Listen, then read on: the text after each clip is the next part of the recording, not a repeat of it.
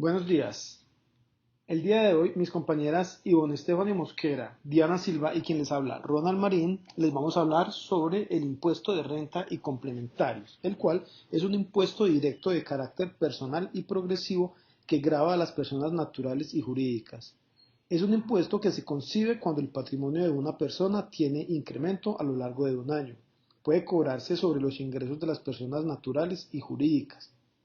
El impuesto de renta en Colombia se clasifica en dos grupos: personas naturales y asimilados no obligados a llevar contabilidad y personas jurídicas y naturales y asimilados obligados a llevar contabilidad.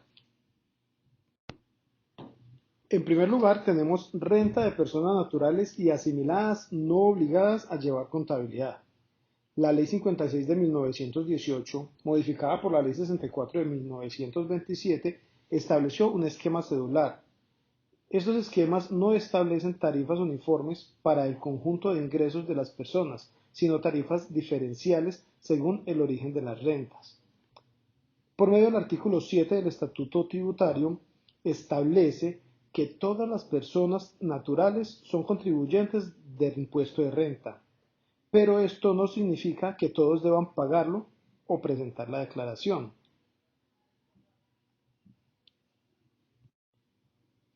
Primero, se debe establecer la obligatoriedad o no de declarar.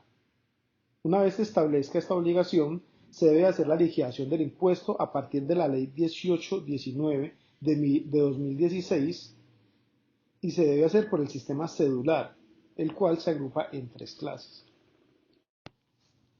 Cédula general.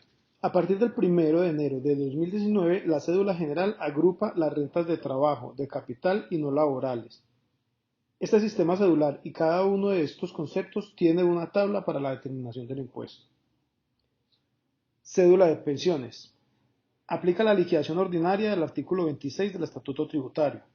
De acuerdo al Instituto Tributario artículo 337, son considerados ingresos de cédula de pensiones aquellos derivados de las pensiones de jubilación, invalidez, vejez, de sobrevivientes y sobre riesgos laborales, así como los demás provenientes de indemnización sustitutiva de pensiones. Cédula de dividendos y participaciones. Esta cédula no admite costos ni deducciones. Tiene un procedimiento especial, además de estar subdividida en dos células más.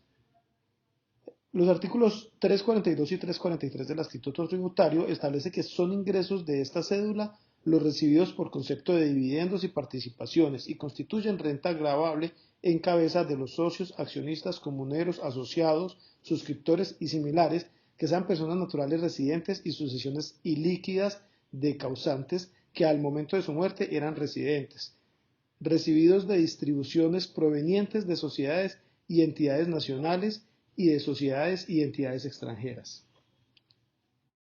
Liquidación ordinaria. Para la depuración de cada una de las cédulas se establece el procedimiento que toma todos los ingresos ordinarios y extraordinarios susceptibles de incrementar el patrimonio neto. Se restan las devoluciones, rebajas y descuentos determinando los ingresos netos. A esos ingresos se les debe sustraer los costos realizados determinando así la renta bruta. Al llegar a este resultado se iniciará el funcionamiento del sistema cedular, ya que los costos que se imputen a una cédula no se imputarán a otra cédula.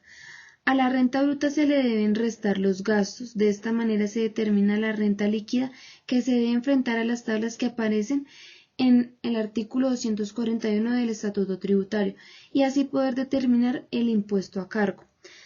En la determinación del impuesto es fundamental conocer que ésta se hace parte por cada una de las cédulas, ya que el declarante debe llevar la renta líquida de cada una de las cédulas por separado según la tabla del artículo 241 del Estatuto Tributario, y así obtener el impuesto de cada una.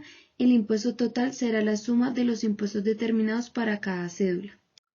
Renta presuntiva. Es un sistema que le permite al Estado determinar la renta presuntiva que el patrimonio de un contribuyente debe generar. Los contribuyentes son obligados a calcularla y determinarla según las reglas establecidas en los artículos 188 y 189 del Estatuto Tributario. El contribuyente deberá cancelar el valor mayor que arroje la renta presuntiva o la renta líquida. A continuación mostraremos los requisitos que cumplen las personas naturales que deben declarar renta. que el patrimonio bruto en el último día del año gravable 2020 no exceda de 4.500 VT, que los consumos mediante tarjetas créditos no excedan las 1.400 VT, que las compras y consumos no superen las 1.400 VTs, que el valor total acumulado de consignaciones bancarias, depósitos o inversiones financieras no excedan 1.400 VTs, que los ingresos brutos sean inferiores a 1.400 VTs. Un aspecto fundamental a la hora de determinar las obligaciones de las personas naturales es el concepto de residencia fiscal del artículo 10 del Estatuto Tributario. Del cumplimiento de las condiciones de residencia se derivan las obligaciones tanto formales como sustanciales. Los no obligados a declarar.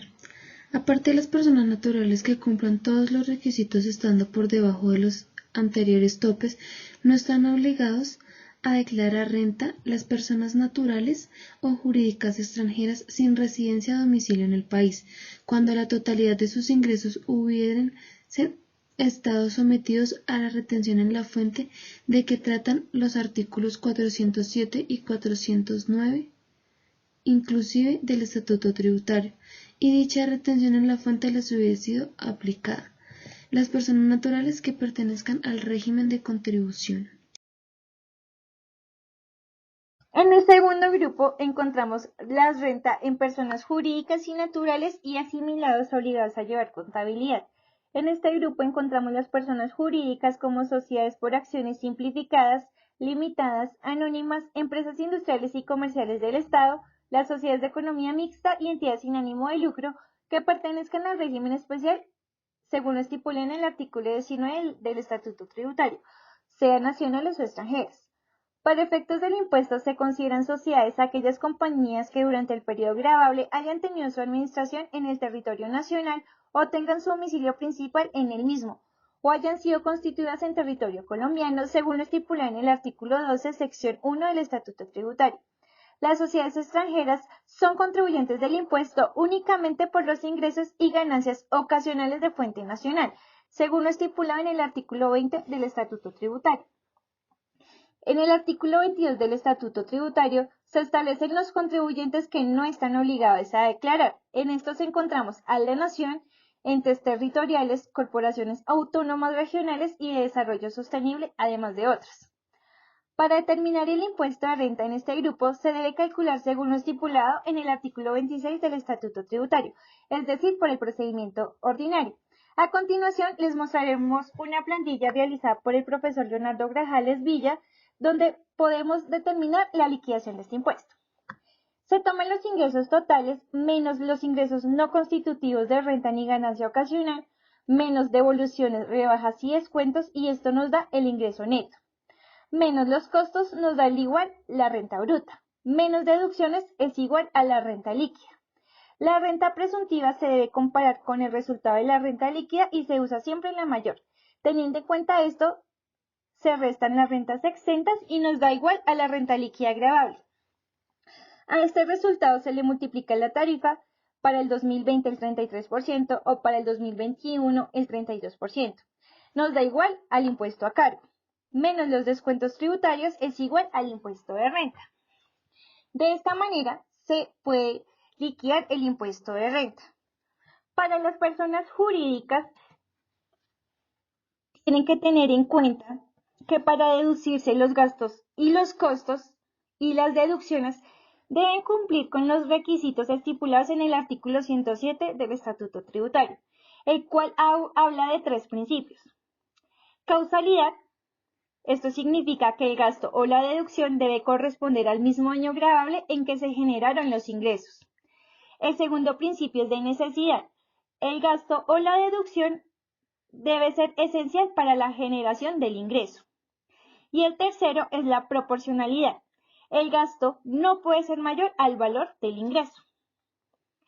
Y por último, las sociedades que se encuentren en este grupo y hayan obtenido ingresos brutos fiscales en el año iguales o superiores a 45.000 VTs deberán realizar la conciliación fiscal.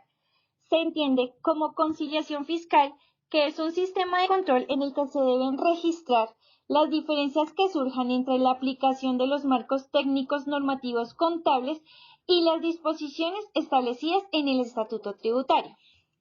Esta conciliación se debe reportar directamente a la DIAN, debe ser diligenciado y presentado por medios informáticos electrónicos dispuestos por la DIAN, y adicionalmente la conciliación fiscal deberá presentarse bajo el formato 2516, dado que este es el anexo del formulario 110 correspondiente a la declaración de renta y complementarios del año gravable.